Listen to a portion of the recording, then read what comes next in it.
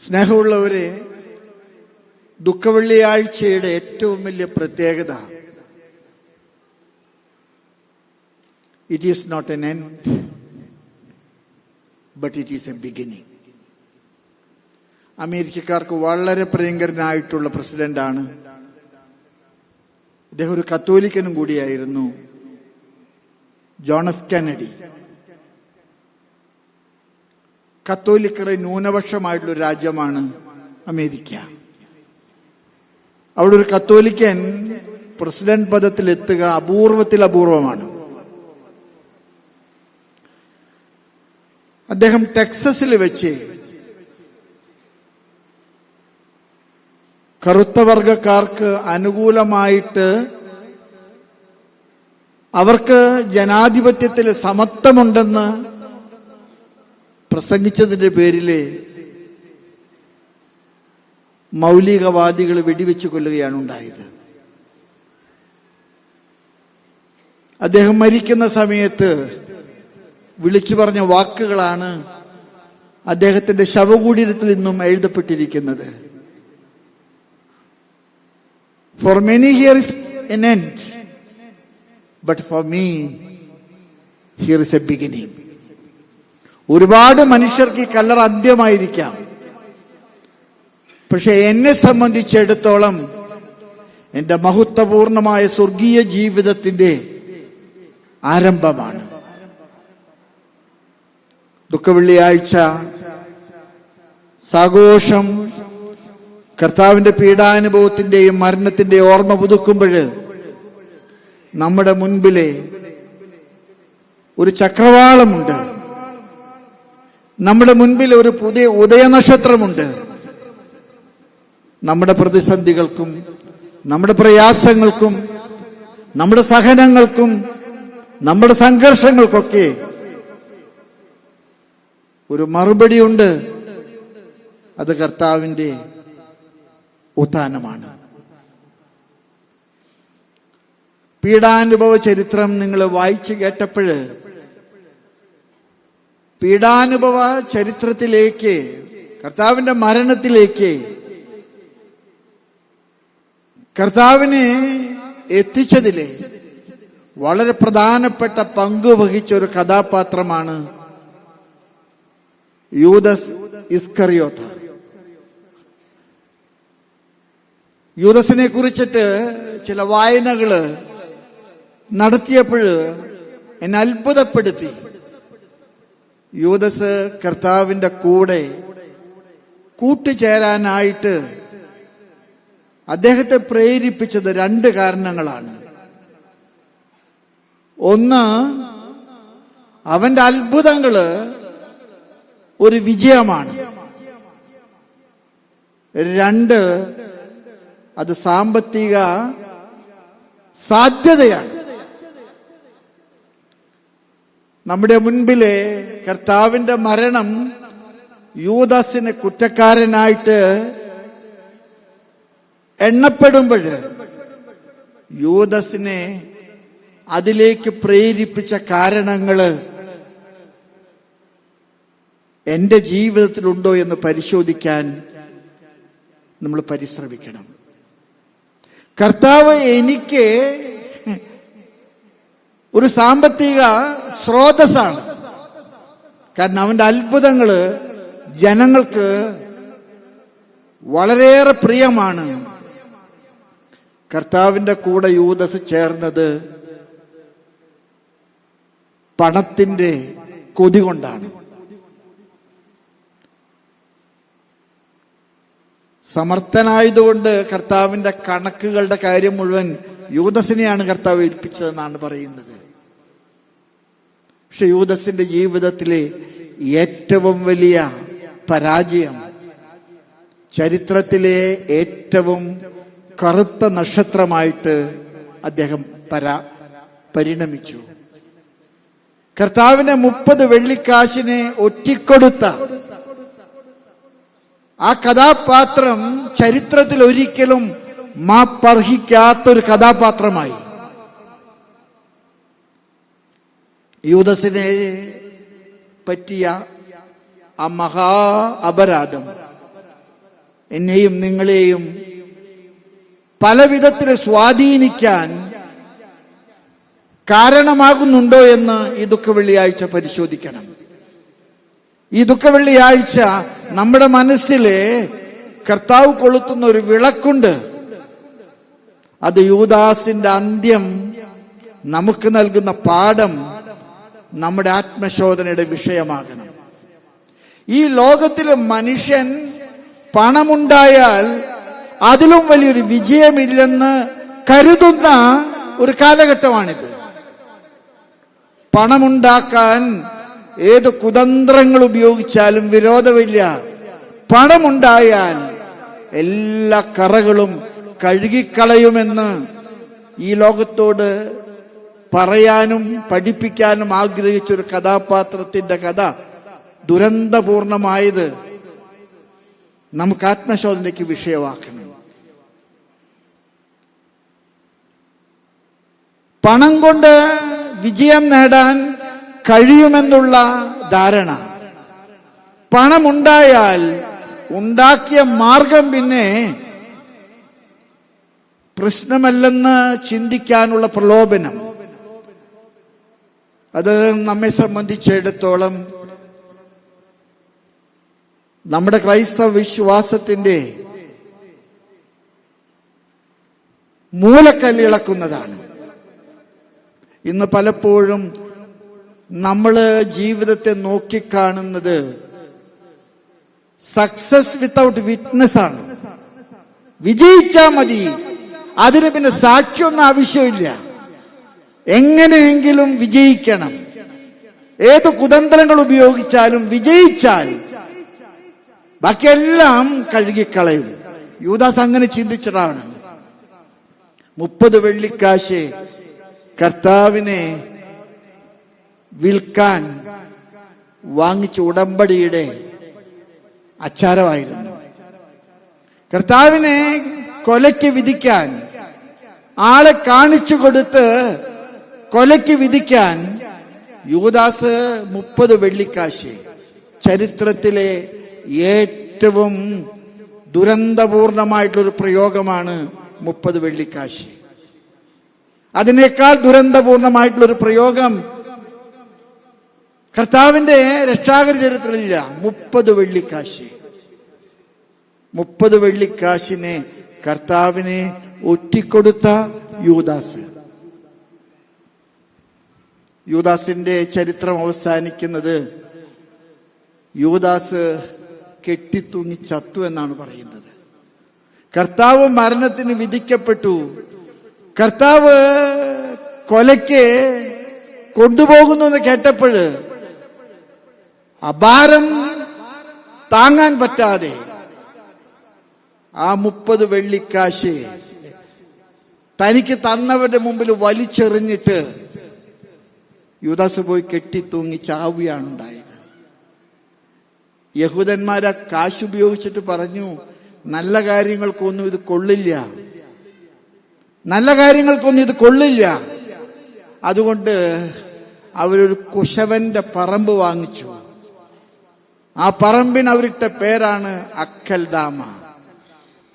സമാധാനമില്ലാത്ത പറമ്പ്, സ്വസ്ഥത നൽകാത്ത പണം, അക്കൽദാമ.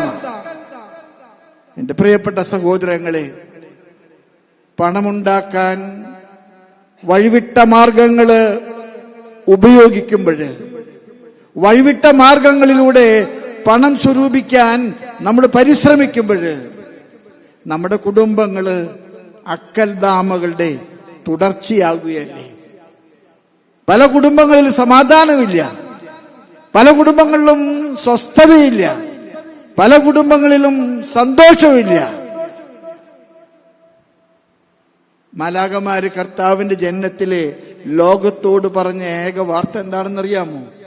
മാലാഖമാരെ ആട്ടിടയന്മാരോട് ഈശോയുടെ ജനനം അറിയിച്ച വാർത്ത എന്താണെന്നറിയാമോ? സർവ്വലോകത്തിനും സന്തോഷദായകമായുള്ള ഒരു സദ്വാർത്ത ഞാൻ നിങ്ങളെ അറിയിക്കുന്നു. നിങ്ങൾക്കായി ഒരു രക്ഷകൻ പിറന്നിരിക്കുന്നു. നിങ്ങൾക്കായി ഒരു രക്ഷകൻ പിറന്നിരിക്കുന്നു. ഞാൻ ചിലപ്പോഴൊക്കെ ചിന്തിക്കാറുണ്ട്, വൃത്തിയോടുകൂടെ ജീവിക്കുന്നവരാണ് വിശുദ്ധരെ. വൃത്തിയോടുകൂടെ ജീവിക്കുന്നവരാണ് വിശുദ്ധരെ.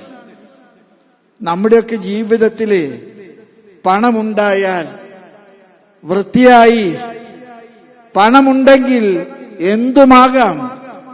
പണമാണ് നമ്മളെ ഭരിക്കുന്നത്. അതിൻ്റെ തിക്തഫലങ്ങളും നഷ്ടഫലങ്ങളും ഈ കാലഘട്ടത്തിലെ നമ്മൾ കാണുന്നുണ്ട്. നമ്മുടെ കുടുംബങ്ങളുടെയൊക്കെ ഐശ്വര്യത്തിലെ ഒരുപാട് കുറവുണ്ടായിട്ടുണ്ട്. നമ്മുടെ കാരണവന്മാര് മുതുക് തല്ലി പാടുപെട്ട് പണിയെടുത്ത് അവര് ജീവിതമാർഗം കണ്ടെത്തി. നമ്മുടെ പോലെ വിദ്യാഭ്യാസ യോഗ്യതകളോ നമ്മളെ പോലെ സാമ്പത്തിക സുസ്ഥിതികളോ അവർക്കില്ലായിരുന്നു. പക്ഷെ അവർ അനുഭവിച്ച ഒരു സമാധാനമുണ്ട്, അവരനുഭവിച്ച ഒരു കുലീനത്വമുണ്ട്, അവരനുഭവിച്ച ഒരു തറവാടിത്തമുണ്ട്. ആ തറവാടിത്തം, അതാണ് ക്രൈസ്തവ സാക്ഷ്യം. യൂദാസ് നമ്മെ പഠിപ്പിക്കുന്ന പാഠം പണമല്ല ഈ ലോകത്തിലെ ഏറ്റവും വലിയ സന്തോഷം. പണത്തെക്കാൾ അപ്പുറമുള്ള സന്തോഷമുണ്ട്, സമ്പത്തിനേക്കാൾ വലിയ സന്തോഷമുണ്ട്. അത് ആഭിജാത്യത്തോടുകൂടെ, മൂല്യങ്ങളോടുകൂടെ, സന്മനസ്സോടുകൂടെ ഈ ലോകത്തിലെ ജീവിക്കാനുള്ള വലിയ കൃപയാണ്. കർത്താവിന്റെ മരണത്തിലെ വളരെ പ്രധാനപ്പെട്ട ഒരു കളങ്കിത പാത്രമാണ് പീലാത്തോസ്. പീലാത്തോസിന് അറിയാമായിരുന്നു കർത്താവ് കുറ്റക്കാരനല്ലെന്ന്. പീലാത്തോസിനെ കൃത്യമായിട്ട് അറിയാമായിരുന്നു കർത്താവ് ഒരു തെറ്റും ചെയ്തിട്ടില്ലെന്ന്.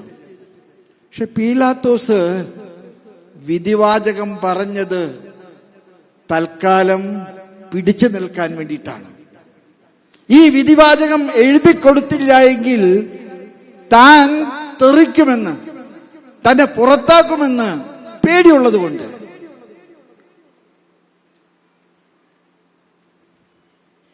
കർത്താവിന്റെ ദുഃഖ വെള്ളിയാഴ്ച കൊണ്ടാടുമ്പോൾ ഞാനും നിങ്ങളും ഒക്കെ പലപ്പോഴും വിധി പ്രസ്താവിക്കുന്നവരാണ്. ഞാനും നിങ്ങളൊക്കെ വിധി പ്രസ്താവിക്കുന്നവരാണ്. താൽക്കാലികമായ രക്ഷയ്ക്ക് വേണ്ടി, താൽക്കാലികമായിട്ട് തടിതപ്പാൻ വേണ്ടി, മറ്റുള്ളവരുടെ മുൻപില് രക്ഷപ്പെടാൻ വേണ്ടിയിട്ട്. ഞാൻ ചിലപ്പോഴൊക്കെ മനസ്സിൽ ചിന്തിക്കാറുണ്ട്, ഭൂരിപക്ഷമാണ് ജനാധിപത്യം, ഭൂരിപക്ഷമാണ് ജനാധിപത്യം. പക്ഷെ ജനാധിപത്യം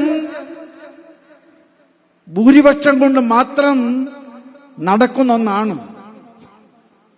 പലപ്പോഴും ജനാധിപത്യത്തെ നയിക്കാനും നിയന്ത്രിക്കാനും ഉള്ളവരെ പണത്തിന്റെ സ്വാധീനത്തിലൂടെ കടന്നു വരുമ്പോൾ അവൻ മുടക്കിയത് അവൻ തിരിച്ചു പിടിക്കാൻ പരിശ്രമിക്കുന്ന ഒരു കാലാവസ്ഥ സമൂഹത്തിൽ സൃഷ്ടിക്കപ്പെടുന്നുണ്ട്. കൈക്കൂലി കൊടുത്ത് ജോലി വാങ്ങിക്കുന്ന ഉദ്യോഗസ്ഥന്മാർ ചിലപ്പോഴും പറയാറുണ്ട്, ഇപ്പോഴാണ് മുടക്കിയത് കിട്ടിയിട്ടുള്ളൂ, ഇനിയാണ് എനിക്ക് കൊയ്തെടുക്കാനുള്ള സമയം. ഈ ജോലി കിട്ടാൻ ഞാൻ മുടക്കിയത് എനിക്കിപ്പോഴേ കിട്ടിയിട്ടുള്ളൂ. എന്റെ പ്രിയമുള്ളവരെ, ദുഃഖവെള്ളിയാഴ്ച നമുക്ക് നൽകുന്ന ദുഃഖം പണത്തിന്റെ ആധിപത്യം നേടിയ വിജയത്തിന്റെ ഒരു വലിയ ദുഃഖമാണ്. പണമുണ്ടായാൽ എല്ലാം നേടിയെന്ന് വിശ്വസിക്കുന്നവർക്ക് സംഭവിക്കുന്ന അപകടം. പീലാത്തോസ് റോമായുടെ ഗവർണറായിരുന്നു. BC 26 തുടങ്ങി അദ്ദേഹം റോമാക്കാർക്ക് പ്രിയപ്പെട്ടവനാകാൻ വഴിവിട്ട എല്ലാ മാർഗങ്ങളും ചെയ്ത ഒരാളാണ്. തന്റെ ഭരണം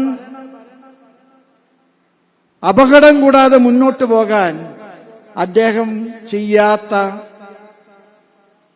വഴിവിട്ട മാർഗങ്ങളൊന്നും തന്നെ ഇല്ലായിരുന്നു.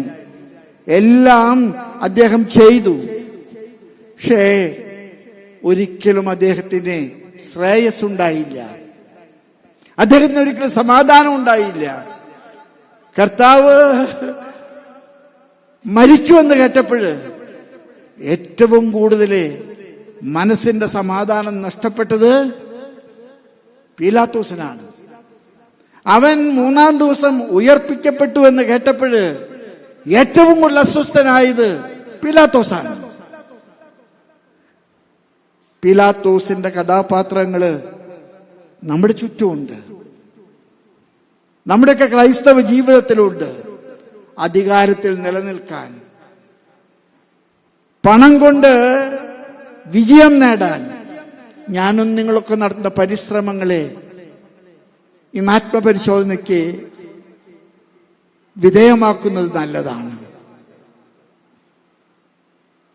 യൂദാസ് പണം വാങ്ങിച്ചിട്ട് കർത്താവിന് ഒറ്റിക്കൊടുത്തുവെങ്കിൽ കർത്താവിന്റെ ശ്രേഷ്ഠ ശിഷ്യൻ പത്രോസ് പണം വാങ്ങിക്കാതെ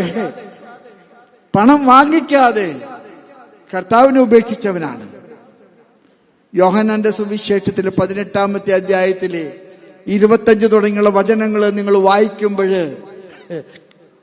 പത്രോസ് തടിതപ്പാൻ കാണിക്കുന്ന കുൽസിതമായിട്ടുള്ള നിലപാടുകൾ എത്ര ഭയാനകമാണ്. ഒരു സ്ത്രീ ചോദിച്ചെന്നാ പറയുന്നത്, നിന്നെ ഞാൻ അവന്റെ കൂടെ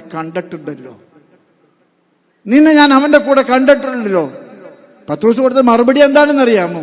നിനക്ക് തെറ്റിപ്പോയതാണ്. എന്റെ ചായയിൽ വേറെ ആളുകളുണ്ടാകാം, ഞാനല്ല.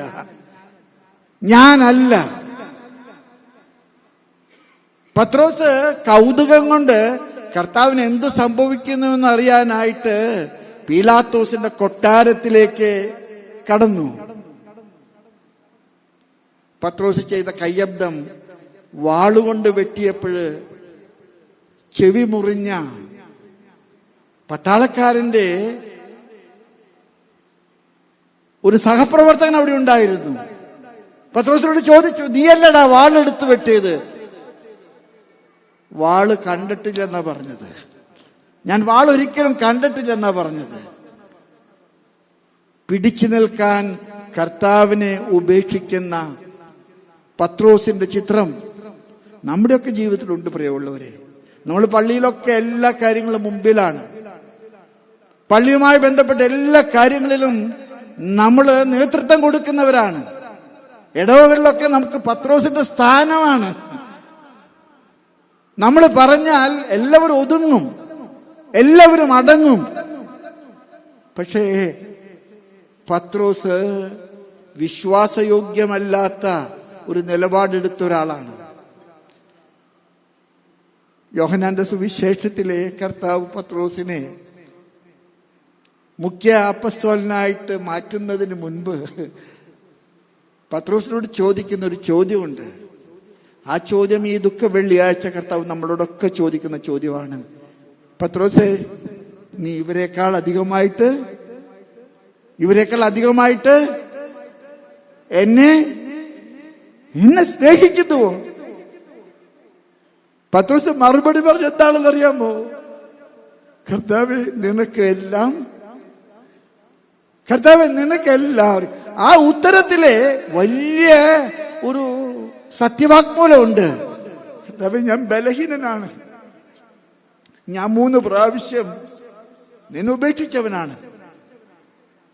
കർത്താവ് എന്താ പറഞ്ഞെന്നറിയാമോ? നീ എന്റെ ആടുകളെ മേയ്ക്കുക. 2-ാം പ്രാവശ്യം ചോദിച്ചു, പത്രോസേ, നീ ഇവരെക്കാൾ അധികമായി തന്നെ. പത്രോസ് കരഞ്ഞുകൊണ്ട് പറഞ്ഞു, കർത്താവേ, ഞാൻ നിന്നെ സ്നേഹിക്കുന്നുവെന്ന് നിനക്കറിയാമല്ലോ. കർത്താവ് പത്രോസിനോട് പറഞ്ഞു, നീ എന്റെ പെണ്ണാടുകളെ മേയ്ക്കുക.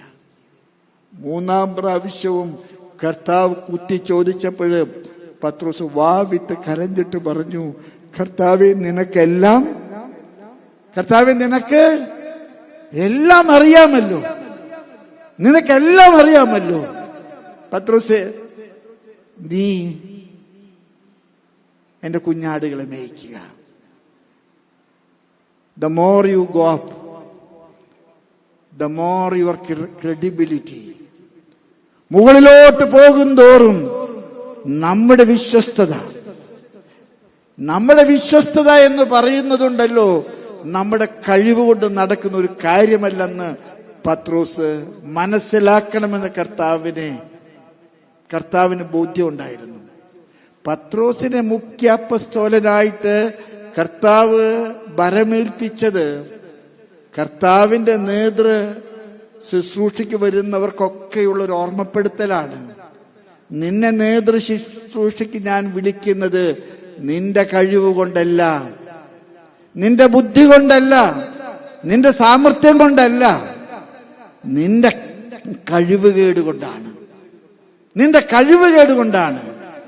അതുകൊണ്ട് തന്നെ ഞാൻ ചിലപ്പോഴൊക്കെ പറയാൻ ആഗ്രഹിക്കുന്നുണ്ട്, എന്നൊക്കെയാണോ നമ്മുടെ കയ്യിൽ തന്ന താക്കോല്, നമ്മുടെ കയ്യിൽ കർത്താവ് ഏൽപ്പിച്ച താക്കോല് നമ്മൾ കർത്താവിന്റെ നിയോഗങ്ങൾക്ക് അല്ലാത്തതിന് പൂട്ടാനും തുറക്കാനും ഉപയോഗിക്കുന്നുണ്ടെങ്കിൽ, ഞാൻ പ്രിയപ്പെട്ട വൈദികരോട് എപ്പോഴും പറയാറുണ്ട്, എന്റെ പൊന്നച്ചന്മാരെ, നമ്മുടെ ജനത്തെ സഹായിക്കുക, ജനത്തെ കഷ്ടപ്പെടുത്തരുത്. ഞാൻ നമ്മുടെ സ്ഥാപനങ്ങളുടെ അധികാരികളൊക്കെ പറയാറുണ്ട്, നമ്മുടെ മനുഷ്യർക്ക് ചെയ്യാൻ പറ്റാവുന്ന നന്മകള് ചെയ്തു കൊടുക്കുക, നടത്തി അവനെ കഷ്ടപ്പെടുത്തരുത്.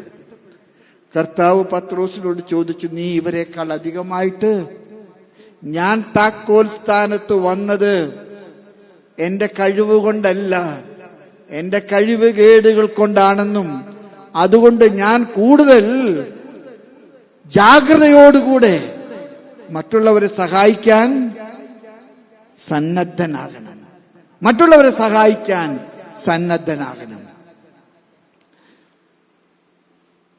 പത്രോസ് ചൂട് കായാൻ പോയെന്നാ പറയുന്നത്. നമുക്ക് പലപ്പോഴും സംഭവിക്കുന്ന ഒരു അപകടമാണ്. പത്രോസ് ചൂട് കായാൻ, ആ വാക്ക് തന്നെയാണ് ബൈബിൾ ഉപയോഗിക്കുന്നത്, ചൂട് കായാൻ പോയി.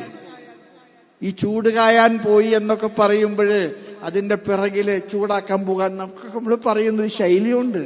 ഈസ്റ്ററാകാൻ പോവാണ്, നമുക്ക് ചൂടാക്കണം. ചൂട് കായാൻ പോയി, പത്രോസ് ചൂട് കായാൻ പോയി. അവിടെയാണ് പത്രോസ് പിടിക്കപ്പെടുന്നത്. സ്നേഹമുള്ളവരെ, നമുക്ക് നമ്മുടെ ബലഹീനതകളിലെ കൂടുതൽ ജാഗ്രതയുള്ളവരാകാം. മറ്റുള്ളവരുടെ ബലഹീനതകൾ കണ്ടെടുക്കാൻ നമ്മൾ നടത്തുന്ന റിസർച്ച് അതൊക്കെ അവസാനിപ്പിച്ചിട്ട് നമ്മൾ ബലഹീനരാണെന്ന് സമ്മതിക്കാനും ഏറ്റുപറയാനും നമുക്ക് കഴിയട്ടെ. കർത്താവ് നമ്മെ വിളിച്ചിരിക്കുന്നത് നമ്മുടെ കഴിവ് കൊണ്ടല്ല, നമ്മുടെ കഴിവുകേട് കൊണ്ടാണ്. കർത്താവ് നമ്മെ വളർത്തിയിട്ടുള്ളത് നമ്മുടെ അർഹത കൊണ്ടല്ല, കർത്താവിന്റെ കാരുണ്യം കൊണ്ടാണ്. കർത്താവിന്റെ കുരിശിന്റെ വഴിയിലെ ഒരിക്കലും മറക്കാൻ പാടില്ലാത്തൊരു കഥാപാത്രമാണ് കൗറിയൻകാരനായ ശമയോൻ.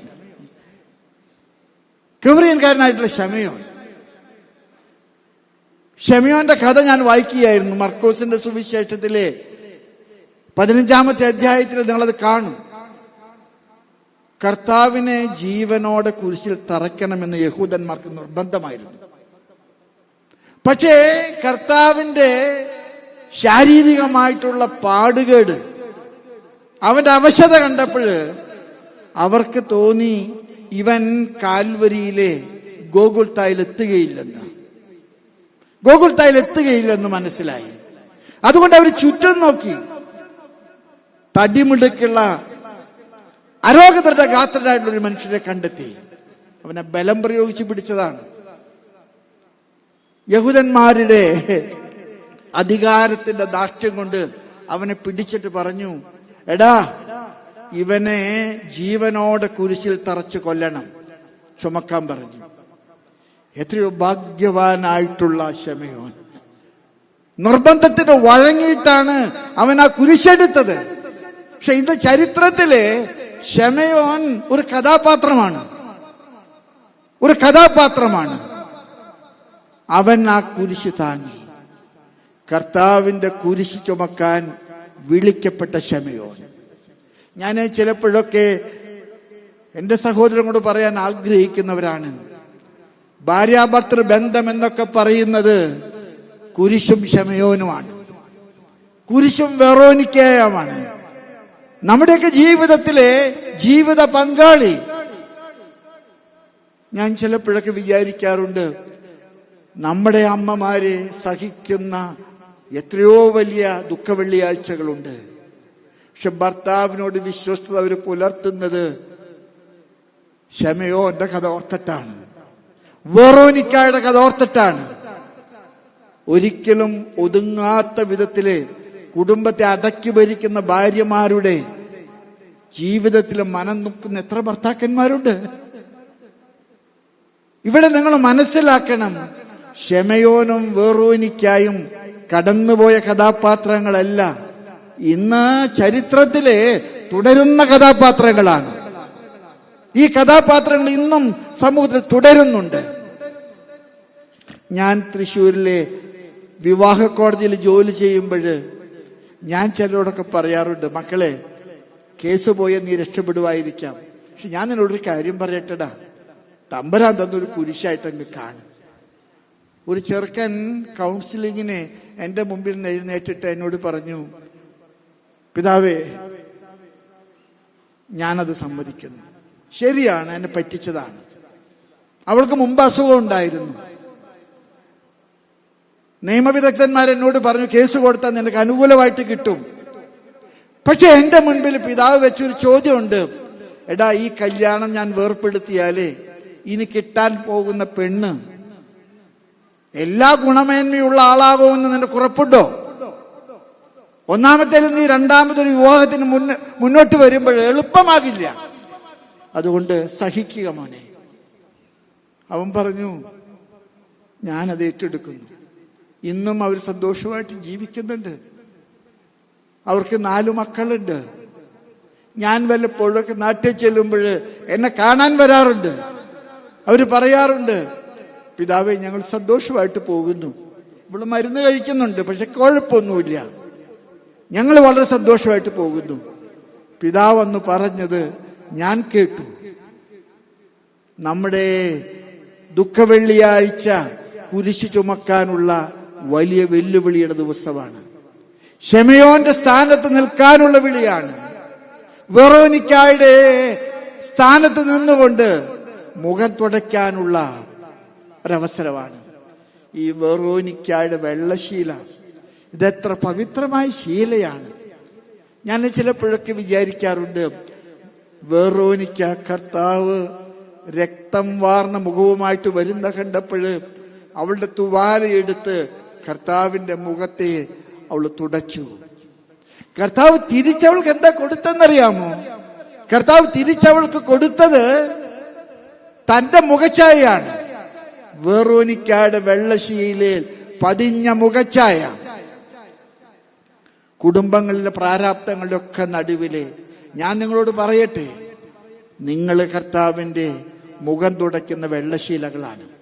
ചിലപ്പോ ഭർത്താവാകാം, ചിലപ്പോ ഭാര്യയാകാം, ചിലപ്പോ മക്കളാകാം, ചിലപ്പോ അമ്മാനപ്പനാകാം, ചിലപ്പോൾ അമ്മായിമ്മയാകാം.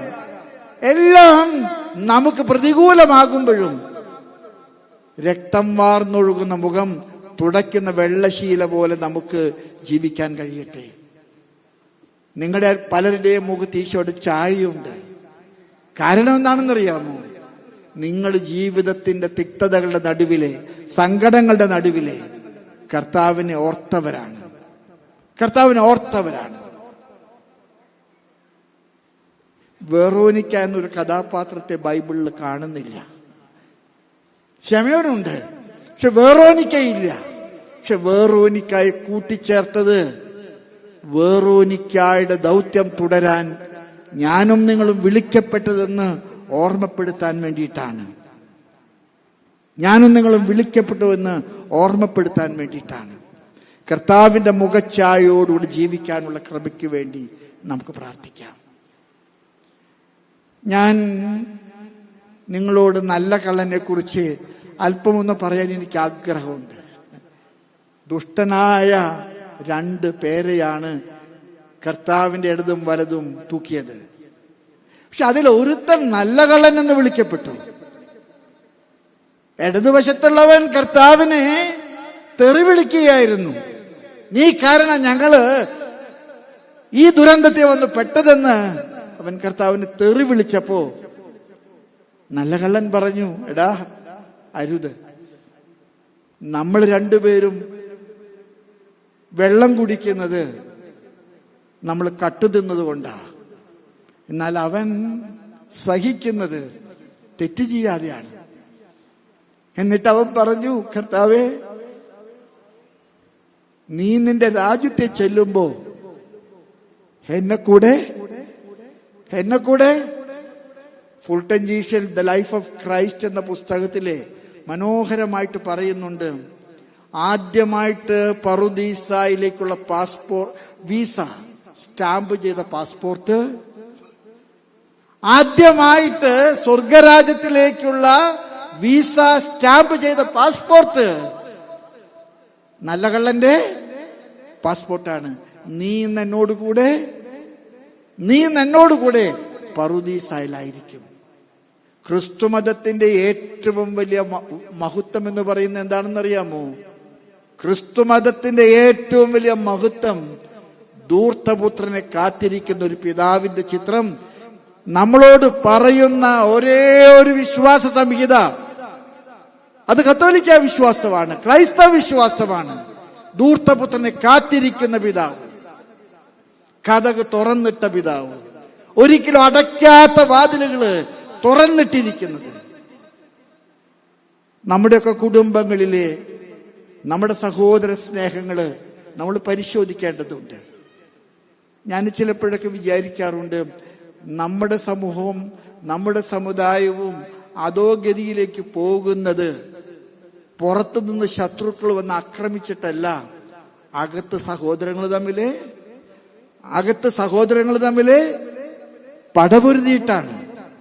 അതുകൊണ്ട് മറക്കാനും പൊറുക്കാനുമുള്ള കൃപ, അത് ദുഃഖവെള്ളിയാഴ്ചയുടെ വലിയ കൃപയാണ്. ഈ മനസ്തപിച്ച കള്ളനെ ചരിത്രകാരന്മാർ വിളിക്കുന്ന ഒരു പേരുണ്ട്, ദിസ്മാസ്. അവന്റെ പേരാണ് ദിസ്മാസ്. മനോഹരമായിട്ടുള്ള ഒരു പേര്.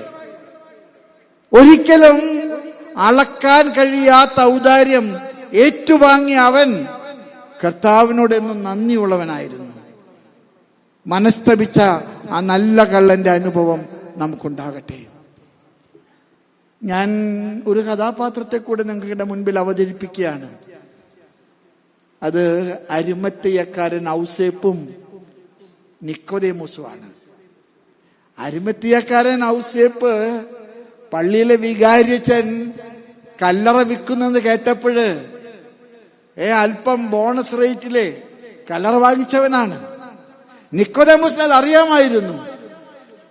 കർത്താവിനെ അടക്കാൻ കല്ലറയില്ലെന്ന് വന്നപ്പോഴ് നിക്കോദേമോസ് അരിമത്തിയക്കാരൻ ഔസേപ്പിനോട് ചെന്ന് പറയുകയാണ്, നീ വാങ്ങിച്ച കല്ലറ കർത്താവിനെ അടക്കാൻ തരുമോ? അവൻ പറഞ്ഞു, എനിക്കാവശ്യമില്ല, പക്ഷെ ഞാന് അത് ഒരു റേറ്റിൽ കുറഞ്ഞു കിട്ടിയപ്പോ വാങ്ങിച്ചതാണ്. തോട്ടത്തിലെ ആരെയും അടക്കാത്ത കല്ലറ, അവൻ സ്വന്തമായിട്ട് വാങ്ങിച്ച കല്ലറ. ആ കല്ലറ അവൻ വിട്ടുകൊടുത്തു. ഇന്ന് ആ കല്ലറയാണ് ഏറ്റവും കൂടുതൽ ആളുകള് വണങ്ങുന്ന കർത്താവിന്റെ കല്ലറ. നിങ്ങള് വിശുദ്ധ നാട്ടിൽ ചെന്നിട്ടുണ്ടെങ്കിൽ അവിടെ ക്യൂ ആണ് ആളുകൾ അതിൽ ഇറങ്ങിക്കിടക്കാനായിട്ട്. അതിൽ കിടന്നു കഴിഞ്ഞാല് സ്വർഗത്തെ പോയതുപോലെയുള്ളൊരു അനുഭവമാണെന്നാ പറയുന്നത്. കല്ലറ വിട്ടുകൊടുത്ത അരിമത്തിയക്കാരൻ ഔസേപ്പ് നമ്മുടെയൊക്കെ ജീവിതത്തിലെ ഒരുപാട് പാഠങ്ങൾ നമ്മെ പഠിപ്പിക്കുന്ന കഥാപാത്രമാണ്. ഞാനും നിങ്ങളൊക്കെ ആവശ്യമില്ലാത്ത എന്തോരം സാധനങ്ങളെ വെച്ചിരിക്കുന്നത് അറിയാമോ? ആവശ്യമില്ലാത്ത എന്തോരം സാധനങ്ങളെ വെച്ചിരിക്കുന്നത്. ഞാൻ ചിലപ്പോഴൊക്കെ പറയാറുണ്ട്, നമ്മുടെ ആവശ്യമില്ലാത്ത സാധനങ്ങള് മറ്റുള്ളവർക്ക് കൊടുക്കുകയാണെങ്കിൽ അത് കല്ലറ വിട്ടുകൊടുത്ത അരിമത്തിയാക്കാരൻ യൗസേപ്പിന്റെ ചരിത്രം തുടരുകയാണ്. നമ്മുടെ പാവപ്പെട്ട മനുഷ്യർ. ഞാൻ മിഷന് വേണ്ടി പോയപ്പോഴും ഒരു കുടുംബം എന്നെ വിളിച്ചിട്ട് പറഞ്ഞു, പിതാവ് ഒരു പ്രസംഗത്തിൽ പറയുന്ന കേട്ടു, മിഷൻ ഒരു ഓഫീസ് വേണമെന്ന്. ഞങ്ങൾക്കൊരു വീടുണ്ട് പിതാവേ, കറുകുറ്റിയില്. വലിയ വീടാണ്, കൊതിക്ക് പണിതതാണ്. പക്ഷെ മക്കളൊക്കെ പുറത്തു പോയത് കൊണ്ട് ഞങ്ങളിപ്പോൾ അവിടെ താമസിക്കുന്നത്. പിതാവ് ഒരു കാര്യം ചെയ്യാമോ, മിഷന് വേണ്ടി അത് ഏറ്റെടുത്തോ? ഞാൻ പറഞ്ഞു, വാടക ഒന്നും വേണ്ട പിതാവേ, പിതാവ് അത് സൂക്ഷിച്ചാൽ മതി. അരിമത്തിയക്കാരൻ യൗസേപ്പ്. ഇന്ന് ഞാനും നിങ്ങളും തുടരേണ്ട ഒരു മാർഗം, അടച്ചു കിടക്കുന്നത്, ഉപയോഗമില്ലാതെ വീട്ടിലെ പൂട്ടിക്കിടക്കുന്നത്, മറ്റുള്ളവർക്ക് കൊടുക്കാനായിട്ടുള്ള ഒരു സന്മനസ്, അതാണ് ദുഃഖം. അരിമത്തിയക്കാരൻ യൗസേപ്പ് മുൻകൂട്ടി വാങ്ങിച്ച കല്ലറ അത് കർത്താവിന്റെ കബറിടമായിട്ട് മാറാൻ അവന്റെ ഔദാര്യം കാരണമായി. ഞാൻ അവസാനിപ്പിക്കുന്നതിന് മുൻപ് പറയും, കുരിശിൽ കർത്താവ് മരിക്കുന്നതിന് മുൻപ് നമുക്ക് നൽകിയ ഏറ്റവും വലിയ സമ്മാനം എന്താണെന്നറിയാമോ? കർത്താവ് തൻ്റെ ജീവൻ ഈ ശരീരത്തിൽ നിന്ന് പിരിയുമെന്ന് ഉറപ്പായപ്പോൾ കർത്താവ് യോഹന്നാനെ കണ്ടു. കുരിശിന്റെ താഴെ കരഞ്ഞു നിൽക്കുന്ന അമ്മയെ കണ്ടു. എന്നിട്ട് അമ്മയോട് പറഞ്ഞു, അമ്മേ, അമ്മ പേടിക്കണ്ട, ഇതാ നിന്റെ മകൻ, ഇതാ നിന്റെ മകൻ. യോഹന്നാനോട് പറഞ്ഞു, യോഹന്നാനെ, ഇതാ നിന്റെ അമ്മ. നമ്മുടെ കത്തോലിക്ക വിശ്വാസത്തിന്റെ ഏറ്റവും മനോഹരമായിട്ടൊരു മുഹൂർത്തമാണ് സ്വന്തം അമ്മയെ നമുക്ക് കൂടെ അമ്മയായിട്ട് തന്ന കർത്താവ്. സ്വന്തം അമ്മയെ നമുക്ക് കൂടെ അമ്മയായിട്ട് നൽകിയ കർത്താവ്. അമ്മേ, ഇതാ നിന്റെ മകൻ. മകനോട് യോഹന്നാനെ നോക്കിയിട്ട് പറഞ്ഞു, യോഹന്നാനെ, നിനക്കിതാ ഒരമ്മ. പരിശുദ്ധ കന്യകാമറിയത്തോടുള്ള നമ്മുടെ ഭക്തി, അതിന്റെ പിറകിലൊരു ചരടുണ്ട്. ആ ചരട് മാതൃത്വത്തിന്റെ ചരടാണ്. മാതൃത്വത്തിന്റെ ചരട്. ഞാൻ വൈദികരോട് സമർപ്പിതരോടൊക്കെ പറയാറുണ്ട്, എന്നൊക്കെയാണ് പ്രതിസന്ധികളിലൂടെ കടന്നു പോകുന്നത്, അന്നൊക്കെ നിങ്ങൾ എടുത്തുപയോഗിക്കേണ്ട ചരടാണ് ഈ മാതൃത്വത്തിന്റെ ചരട്. അമ്മയാകാൻ എനിക്കൊരമ്മയുണ്ട്. ഞാൻ ചിലപ്പോഴൊക്കെ വിചാരിക്കാറുണ്ട്, നമ്മുടെ സഹോദരങ്ങളോട് മാതൃസഹജമായിട്ട് പെരുമാറാൻ നമുക്ക് കഴിഞ്ഞാൽ. കാനായിലെ കല്യാണ വിരുന്നിൽ അമ്മ ചെയ്ത ഒരു നന്മയുണ്ട്. നിങ്ങളൊന്ന് ചിന്തിച്ചു നോക്കിയേ, ഒരു കുടുംബത്തിന്റെ മാനം മുഴുവൻ അവതാളത്തിലായി, വീഞ്ഞ് തീർന്നുപോയി, നാട്ടുകാരെല്ലാം കൂടെ കശപിശയാണ്. അമ്മയാണ് പോയി പറയുന്നത്, മകനെ അവർക്ക് വീഞ്ഞില്ല, മകനെ അവർക്ക് വീഞ്ഞില്ല. അമ്മ ചോദിച്ച ചോദ്യത്തിന് മകൻ കൊടുത്ത മറുപടി, അമ്മ, എനിക്ക് നിനക്ക് എന്താണ്, എന്റെ സമയമായിട്ടില്ലല്ലോ. അമ്മ പറഞ്ഞു, ഞാൻ സമ്മതിക്കില്ല, നീ അത് ചെയ്യണം. കൽഭരണികൾ വക്കുവോളം നിറച്ചപ്പോ അതിനെ ആശീർവദിച്ച കർത്താവ്. അമ്മയുടെ മാധ്യസ്ഥം നമുക്ക് ബലമാകട്ടെ. അമ്മയുടെ മാതൃക നമുക്ക് വഴികാട്ടിയാകട്ടെ. ഇതാ നിന്റെ അമ്മ, ഇതാ യോഹന്നാനെ നിന്റെ മകൻ. ഞാൻ അവസാനിപ്പിക്കുന്നതിന് മുൻപ്, കർത്താവ് മരിക്കുന്നതിന് മുമ്പ് അവസാനം പറഞ്ഞ വാക്കെന്താണെന്ന് അറിയാമോ? പിതാവേ, എല്ലാം പൂർത്തിയായി. പിതാവ്, എല്ലാം പൂർത്തിയായി. എല്ലാവരോടും ഈ ദുഃഖ വെള്ളിയാഴ്ച ഞാൻ പറയും, നമ്മെ തമ്പുരാൻ ഏൽപ്പിച്ച ദൗത്യം പൂർത്തിയാകുമ്പോൾ നമുക്ക് നൽകുന്ന കിരീടമാണ് മരണം. നമ്മുടെ ദൗത്യം പൂർത്തിയാക്കുമ്പോൾ തമ്പുരാൻ നമുക്ക് നൽകുന്ന കിരീടമാണ് മരണം. ഈ കുടമാളൂർ ഇടവക അഭിമാനത്തോടുകൂടെ